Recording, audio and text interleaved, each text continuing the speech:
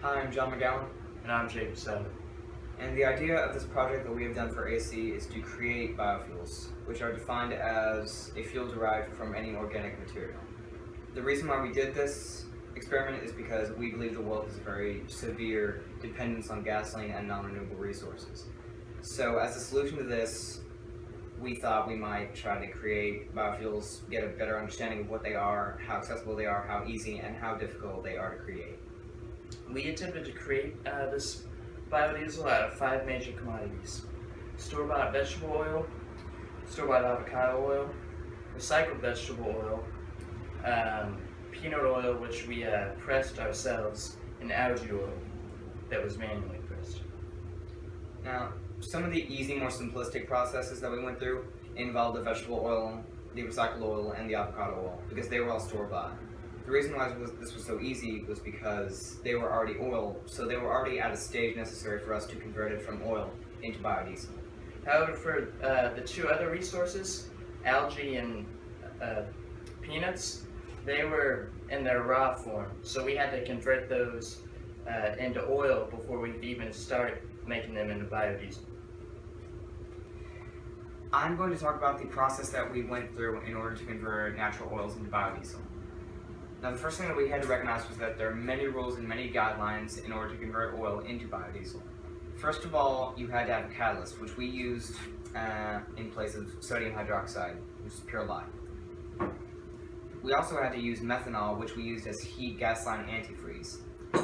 Another rule that we had to put in place was the 1:5 ratio, in which the ratio from liter into methanol had to be 1:5. So if you had 1 liter of oil that you were ready to convert, you used 200 milliliters of methanol, which is essentially 1,000 milliliters divided by 5, which is 200 milliliters. As for the materials in the process, we needed a glass blender, sodium hydroxide, a spoon to collect the sodium hydroxide, methanol, a digital scale, a 250 milliliter glass beaker, a glass jar, a 1 liter pitcher, a 2 liter glass container, a turkey baster, and for safety, a pair of goggles and gloves. Some additional materials that were needed in our specific case were a washcloth used for drying off the containers, a hose, or any source of water, and an extension cord for the blender. The process was as follows. The first step is to measure out 3.5 grams of sodium hydroxide using the 250 milliliter beaker and the digital scale. The second step is to measure out 200 milliliters of methanol using the beaker. Additionally, measure out a liter of oil into a pitcher. Stir the sodium hydroxide and the methanol together in a large jar by closing the lid and shaking the jar vigorously until the pellets of sodium hydroxide have been completely dissolved into the methanol. Pour a liter of your oil into the glass blender along with the methanol-sodium hydroxide combination. Blend these two components together into a blender with a low speed option for 25 to 30 minutes. Once the oil, sodium hydroxide, and the methanol have been blending in the blender for 25 to 30 minutes, pour the final solution into a large 2-liter glass container. Be sure to close it up and let it sit in room temperature for 24 hours or until it is fully separated into biodiesel and glycerin. After the solution is separated, use a turkey baster to extract the biodiesel and contain it in glass jars. The first property you should look for in the biodiesel is the clarity. A preferable test to perform is one in which you hold up a newspaper article to the other side of the jar in which the biodiesel is being contained. You should be able to read the text on the newspaper by looking through the biodiesel in the jar. Another test to perform, especially for purifying the biodiesel, is the water test. Instill a small amount of water into the jar of biodiesel and let it sit for a long period of time. At first, the solution should look milky white, though over time it should separate into the milky solution in the biodiesel. The 327 conversion test can be used to test for the purity of the biodiesel. To perform it, measure out 27 milliliters of methanol into a small beaker and add 3 millimeters of the biodiesel that you got from the process.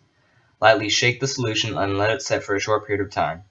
If the biodiesel is pure, there should be no remaining glycerides in the beaker, although if there is any substance left over, then the biodiesel is prone to having flaws in its purity. In the case of vegetable avocado oil, the process was straightforward.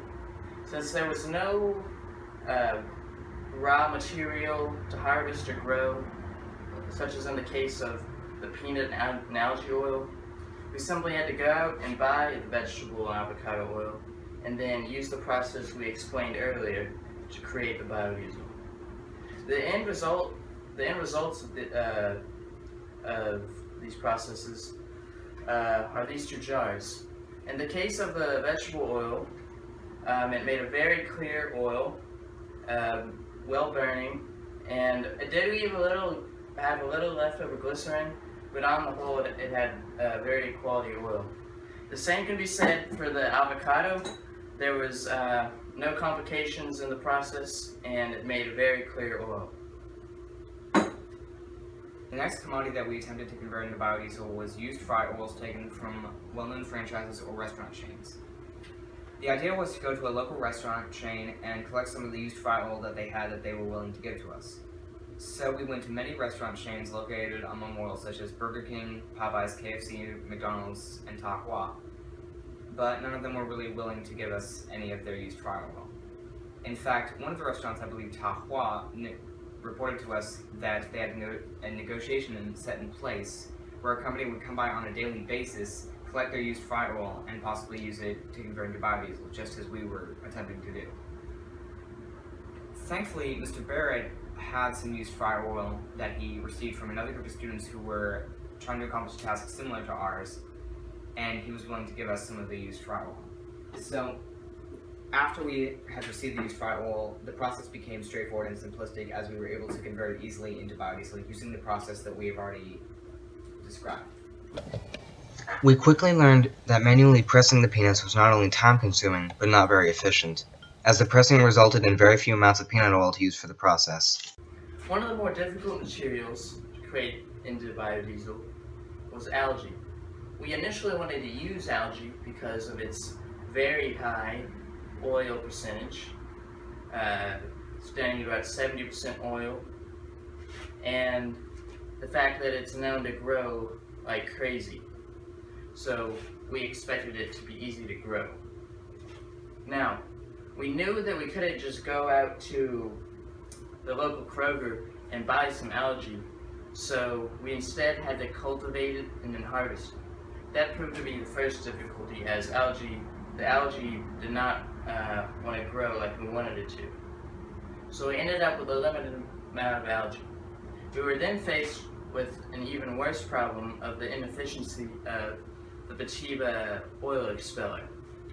Even after half an hour of constant grinding on the oil press, we were only to gain about a couple milliliters worth of algae oil. So the oil press proved to be one of the major difficulties in creating oil from the raw algae. On rainy days, we went out and collected our own algae from naturally made ponds and ditches, and from the river that runs through the bird sanctuary adjacent to Memorial Drive United Methodist Church. To cultivate our own algae, we placed the samples in tubs filled with water. We additionally added amounts of Miracle-Gro to the tubs and let them sit out for long periods of time. After collecting enough algae, we attempted to dry the algae by cooking it for approximately 2 hours in a convection oven over a low heat setting. We feel as though the goal of this project has been met, even though some aspects resulted in inefficiencies and dead ends.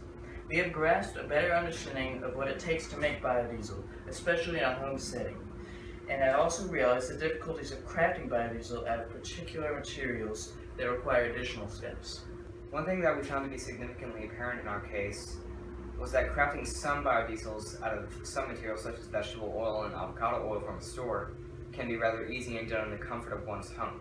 But other processes such as pressing peanuts and drying algae, growing it, pressing it, that can be rather difficult and require a lot more time and patience to accomplish.